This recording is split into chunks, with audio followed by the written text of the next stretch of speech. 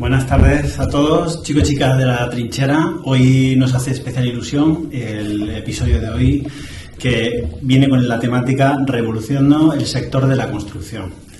Para ello nos hemos traído a un amigo, Gabriel Cambra, ingeniero de caminos y CEO de Cubicap, una de las empresas, pues creo que más con mayor proyección en este sector. Bienvenido. Muchas gracias. Gabriel, preséntate un poquito. Mira, pues yo soy de aquí de Valencia y estudié en la Politécnica Caminos y me fui a terminar la carrera a Francia y ahí me quedé trabajando en París, ya en un estudio de arquitectura, y posteriormente me fui a Argelia, donde estuve de director de tramo, ¿no?, de la construcción de un metro en Argel, y bueno, y después he estado pues en diferentes consultoras y constructoras, tanto en Inglaterra también, haciendo un megaparque fotovoltaico. También estuve en Barcelona en proyectos de urbanismo y la última etapa estuve en Colombia, también como director técnico de una ingeniería de aquí de Valencia, donde hacíamos pues proyectos y direcciones de grandes obras, ¿no?, de infraestructuras, tanto aeropuertos como carreteras y puertos, ¿no?, también. Y bueno, después de todas estas andaduras ya fue cuando volví a Valencia, ya nos conocimos ahí y bueno, pues a partir de una incubadora de Demium conocí a mis socios y los cofundadores de Cubicap, y fue cuando siempre tuve muchas ganas de emprender en el mundo digital y de crear una startup, y había visto el sector de las ingenierías, de las consultoras y las constructoras, que era mi sector, y vi la gran posibilidad, ¿no?, de empezar los nuevos modelos de negocios digitales y cómo traerlos a este sector tan tradicional, ¿no?, a nivel constructivo. Muy interesante. Yo creo que engancha muy bien con la primera pregunta. Bruno. Sí. Explícanos un poco, antes de empezar con las preguntas, explícanos un poco qué hacéis Vale, en Cubicap nosotros nacimos como un marketplace que ponemos en contacto a particulares con empresas de reforma, y creamos una plataforma digital para la gestión de todos los proyectos online. Entonces fue el momento que nos dimos cuenta de que debíamos ir un paso más allá, no quedarnos en un simple player digital y controlar el 100% de la experiencia de usuario, ¿no? Y fue ahí cuando acabamos de redondear el modelo de negocio, siendo una neoconstructora, creando una neoconstructora especializada en proyectos de reforma, donde al cliente le damos una solución de principio hasta final, donde realizamos todo el diseño de la obra para que quede todo muy bien definido, y después ya automáticamente le gestionamos el proyecto mucho más rápidamente y de una manera pues siempre digital, y utilizando tecnología para cambiar toda esa experiencia de usuario y sobre todo diseñar con mucha precisión.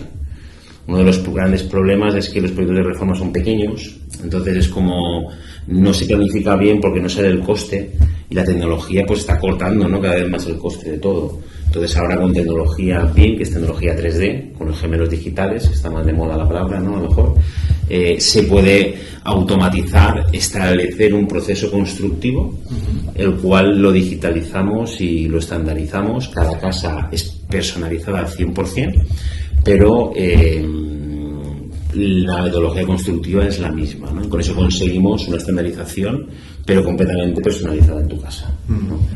Solo hacemos reformas de proyectos integrales, solo hacemos parte de interiores y lo hacemos en núcleos de ciudades. Actualmente en Valencia y en Madrid, y esperemos que pronto en Barcelona y en más ciudades de España.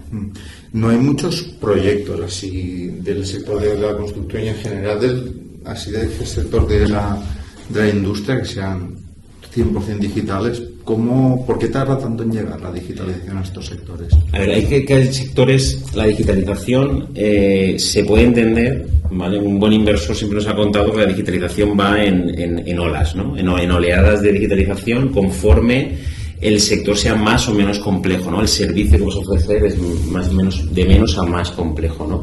Entonces la primera oleada grande de digitalización es el sector de todo lo que es commodity, ¿no? Servicios fáciles de dar, ¿no?, como transporte, el travel, la comida para llevar, ¿no?, y etcétera. La segunda gran ola de digitalización ha sido la de lo que se llama el sector del freelance, que son ya servicios un poco más complejos de dar, pero con alto grado de automatización, como toda la parte de fintech, insurtech, incluso parte del PropTech, ¿no? Y ahora la gran ola de oleadas y las grandes oportunidades, los grandes océanos azules, son de los sectores más complejos, ¿no? Lo que se llama la economía del talent, donde ahí, como ya vienes de mucha tecnología construida previamente, tú solamente te focalizas en crear esa parte de tecnología pura tuya, core, diferencial, y oye, nosotros no tenemos que crear un ERP de gestión de pedidos de obra, porque ya compramos una solución, un software, y con pagar una licencia ya la tenemos, ¿no? Ni necesito crear un sistema de cobros y de pagos, pues ya está Stripe y hay un montón de soluciones, y simplemente pagas una suscripción, realizas una integración con tu sistema y a funcionar, ¿no? Y te puedes focalizar. Entonces, ahora vemos como cada vez más sectores que no es que eran reacios a cambiar, porque todos los sectores son reacios a cambiar, pero eran sectores muy complejos de digitalizar porque tenías que digitalizar mucho, ¿no? Pues ahora es la gran oleada, porque como cada vez tú debes de digitalizar solo tu pequeño pedazo, ¿vale? Ahora se estarán moviendo cada vez más industria o construcción, se van a digitalizar y se van a ver muchas oleadas, ¿no? De nuevas startups o de disrupción tecnológica, ¿no? Ahí. Muy interesante. Creo que hay algunas tecnologías que pueden ayudar un poco a dar este salto, ¿no? A este tercera nivel que comentabas. ¿Cuál crees tú que son esas tecnologías que te pueden ayudar de alguna manera o que se prevén que son tecnologías que vienen a marcar un antes y un después en esta tercera oleada? Pues, a ver, por ejemplo, bueno, la inteligencia artificial no, lo hablamos después porque es tan famosa ya que está en la boca de todo el mundo, ¿no? Pero, sobre todo, por ejemplo, para lo que es el PropTech, todo lo que sería ConstructTech, PropTech, todo lo que sea relacionado con Real Estate, con la omnicanalidad, ¿no? El mundo digital con el mundo virtual. Pensamos que toda la parte de tecnología, lo que se llama BIM, que es Building Information Modeling, es la tecnología que va a ser un poco la tecnología de debajo, ¿no? Que va a hacer que se puedan crear espacios y podamos gestionar para la gestión de oficinas, gestión de construcción. Todo ese sector es la que hace que se puedan crear los gemelos digitales, y entonces tú trabajas con un gemelo digital, ¿no? Para todo, desde, ya te digo, mantenimiento como construcción, ¿no? O incluso operación, ¿no? Y entonces son toda esa realidad virtual, que es realidad aumentada, todo ese juego, ¿no? Va a ser lo que está haciendo que esa tecnología cueste muy poco ahora y se puede implementar a nivel masivo, y van a ser la gran revolución, ¿no?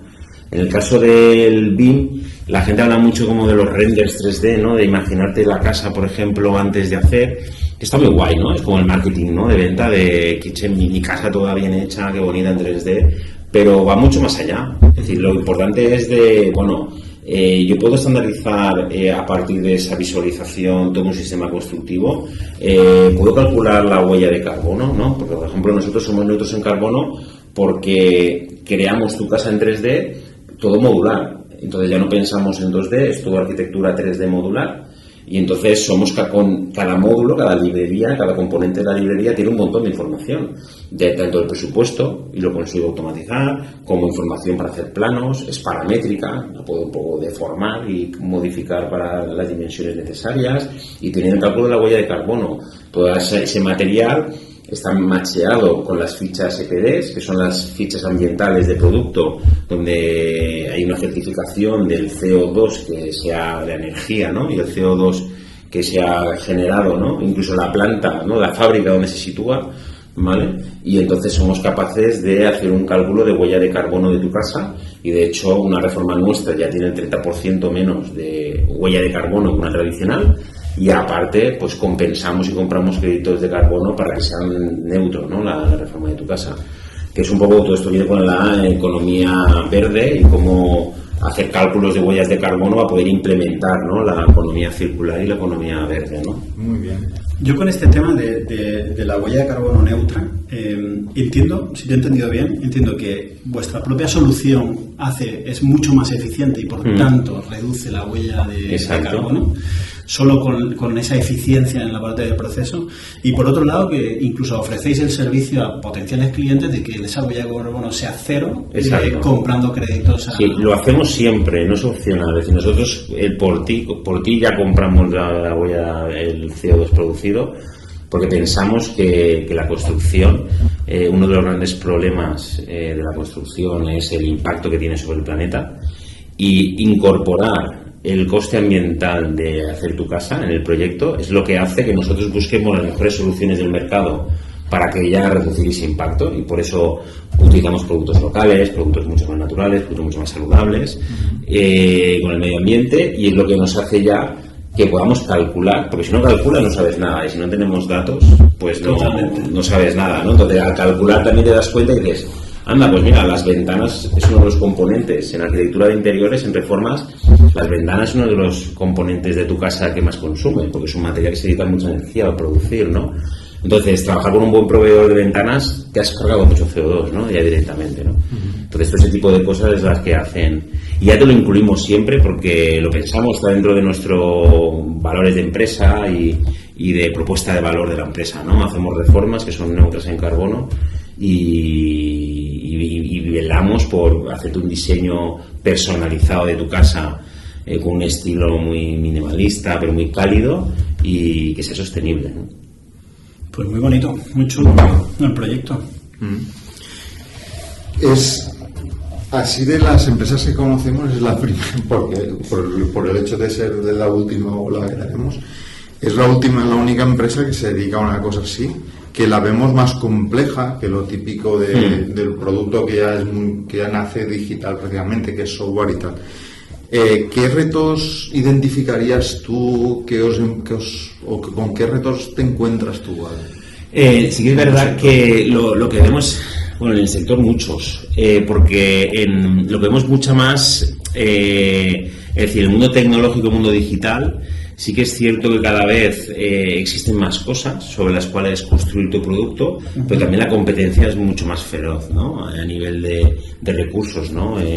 Conseguir equipo tecnológico y tener pues un proyecto muy interesante para captar talento es muy complejo, y sobre todo propiamente en España, por ejemplo, en el tema de la construcción, que vivió una época traumática, ¿no? Con el boom del 2008. Lo que pasó es que la gente se dejaba el instituto para ser electricista, ¿no? Prácticamente, ¿no? Porque, claro, ganaban muchísimo dinero en aquella época. Después de 2008 se abandonó. Es decir, de repente hay una vacante generacional que dijo, me dedico a cualquier otra cosa que no sea la construcción porque el sector está muerto, ¿no?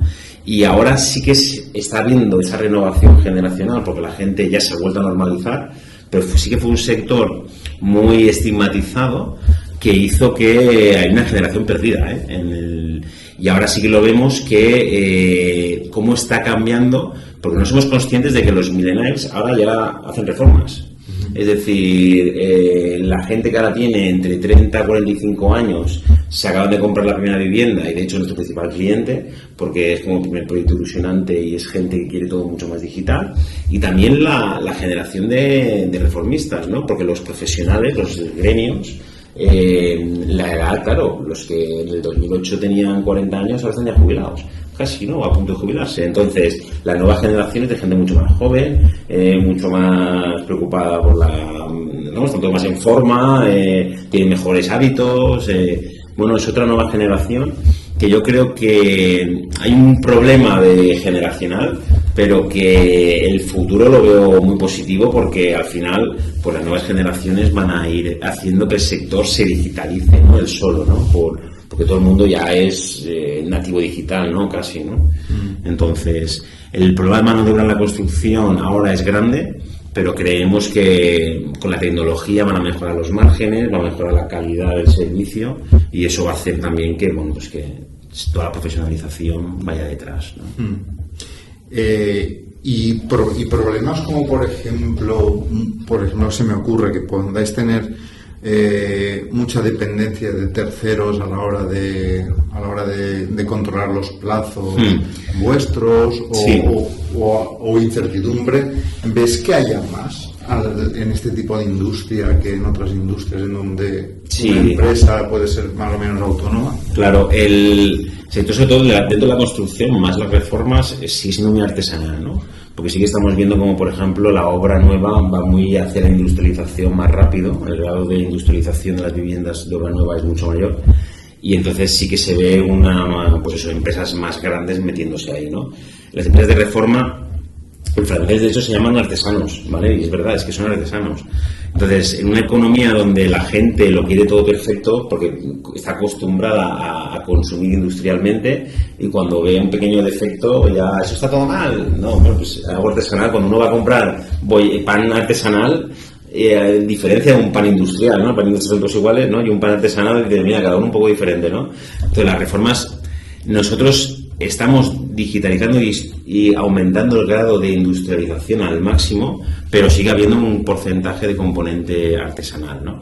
Para nosotros eso pues es bonito, ¿no? Porque, bueno, posiblemente sea de los últimos gremios, ¿no? Que la industrialización elimine, ¿no? Pero fundamentalmente nosotros lo que nos basamos es en primero planificar y diseñar todo el proyecto para que haya todo un diseño donde haya como un manual de instrucciones perfectamente de qué es lo que se debe de hacer. Después aumentamos el grado de industrialización al máximo, ya que desde carpinterías, ventanas, cada vez el grado de industrialización es superior.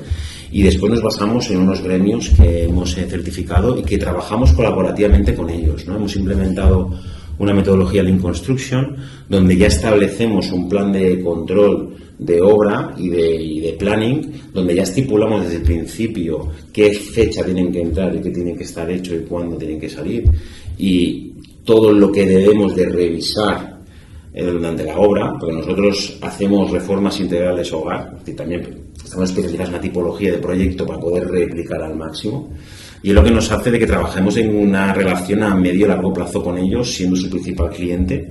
Y las empresas les hacemos, es decir, nuestro fin es que ellos ganen más dinero con nosotros que con cualquier otro cliente, porque nosotros les hacemos ser más productivos, ¿no? Y al final también es una metodología de Lean Construction colaborativa, ¿no? Es decir, uno de los problemas del sector de la construcción es que es muy cerrado. Los arquitectos por aquí, los constructores por allá. No es un sector que la gente colabore demasiado, ¿no? Entonces, todas las metodologías de Lean Construction, que son muy interesantes porque al final les haces un poco partícipe, ¿no? Hacemos trainings con el equipo, por ejemplo, llevando carpinteros y que expliquen, pues, errores, mejoras nuestras de cómo integrarse más. Bueno, todo eso hace que el sector, pues vaya hacia el futuro, ¿no? Hacia un proceso donde mejoren los márgenes, mejore la productividad, y con la tecnología se mejora la productividad y por lo tanto los márgenes y mejor calidad de vida para todos los gremios, ¿no? Me ha parecido brutal esto que has dicho, de que he entendido bien, a tus directores de proyecto les formas o te llevas gente especialista, un carpintero, y les dan charlas sobre tendencias en el mercado en cuanto a eso, porque es una manera también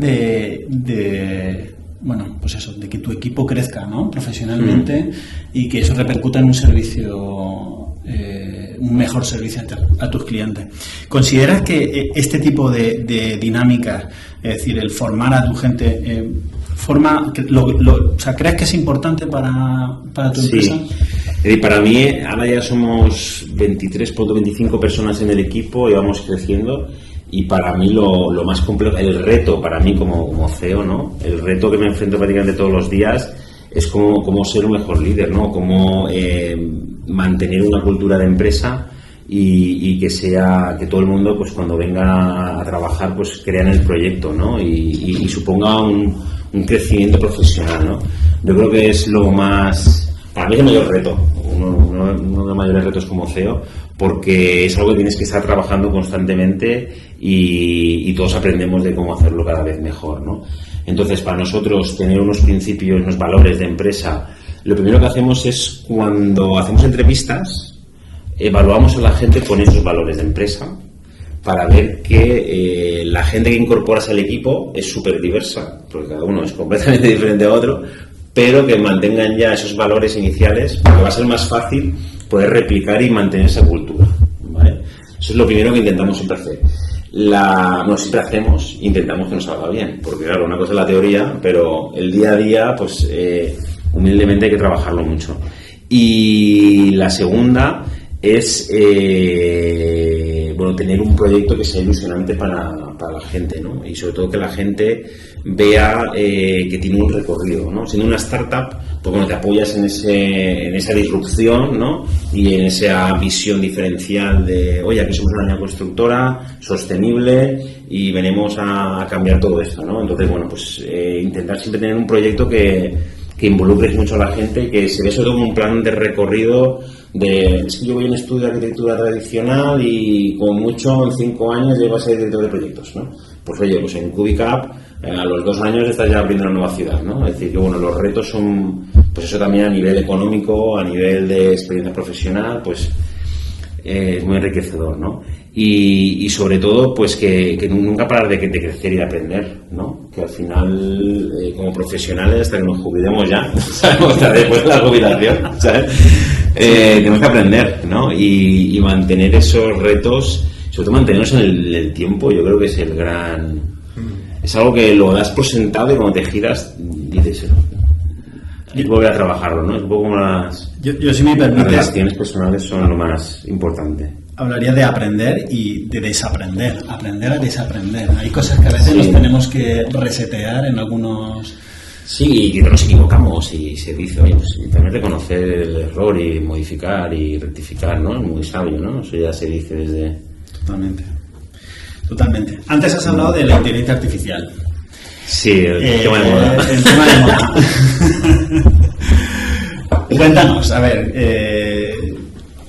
Hay muy positivo, evidentemente. Pues yo, la gente del sector somos positivos, ¿no? En ese tema, ¿no? Con la implicación.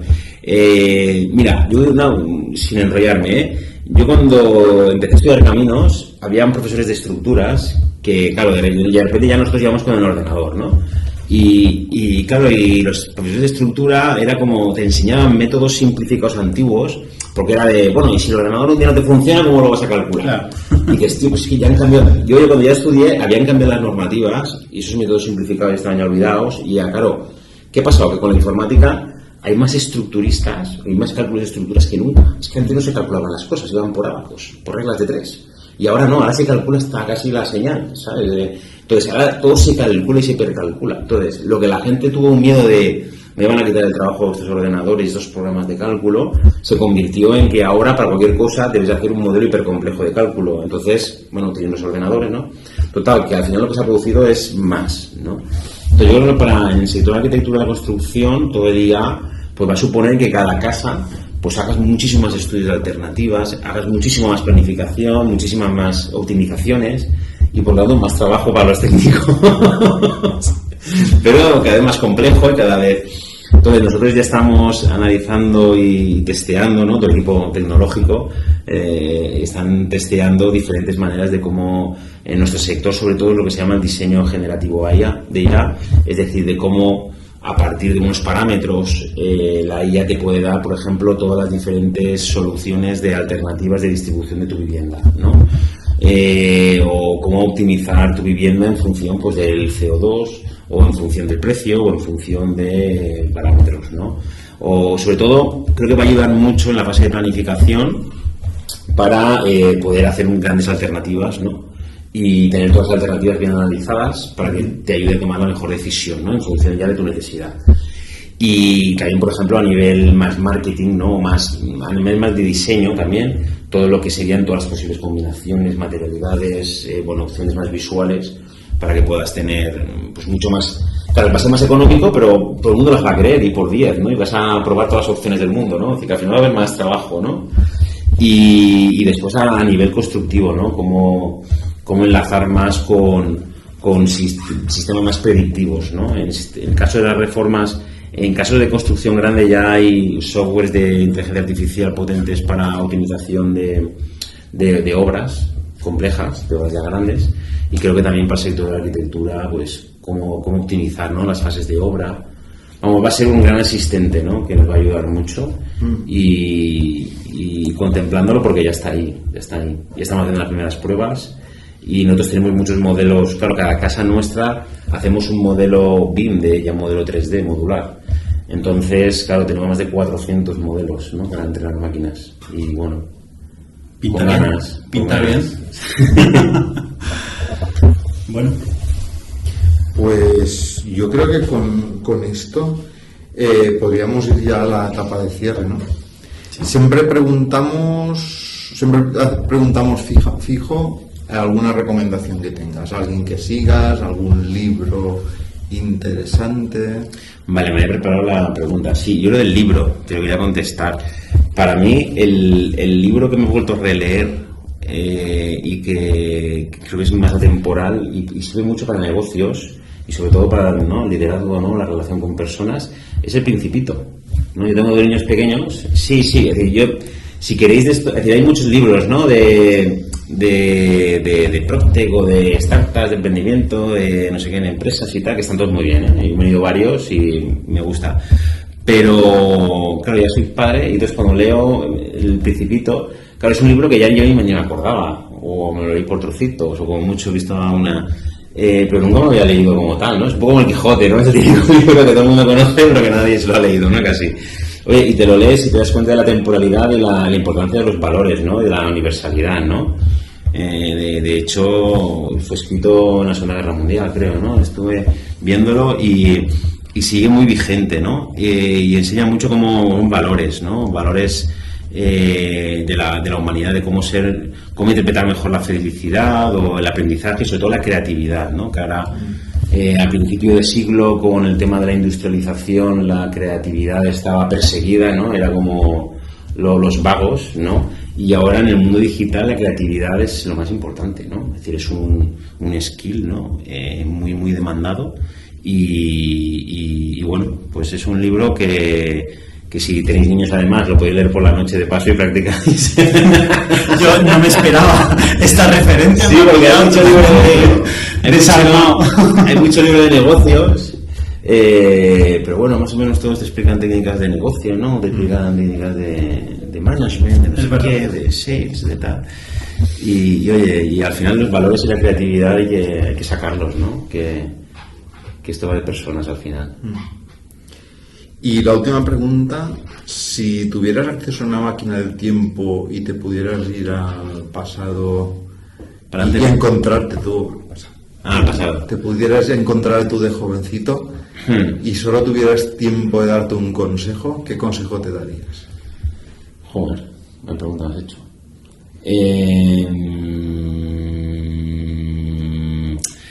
Bueno, pues al final nunca intentes encontrar ningún camino rápido a las cosas, ¿no? Todo lo bueno lleva un tiempo de trabajo.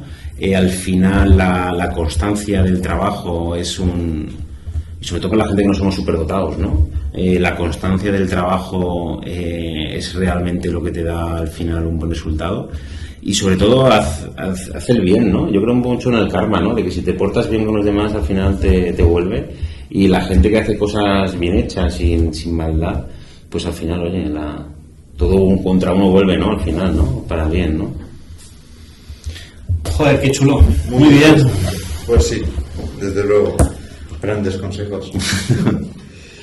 Bueno, pues vamos a ir cerrando ya el episodio, Gabriel. Agradecerte la sinceridad, a vosotros. El que hayas venido aquí a exponerte a todos los que se estarán escuchando, por todos los aprendizajes que nos has compartido y con la humildad con lo que lo has hecho, y esperamos verte en un próximo episodio sobre, no sé, ya buscaremos alguna temática. Lo que sea, encantado de volver otro día.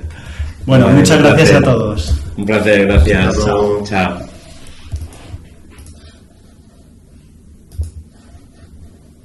Venga, ¿ya?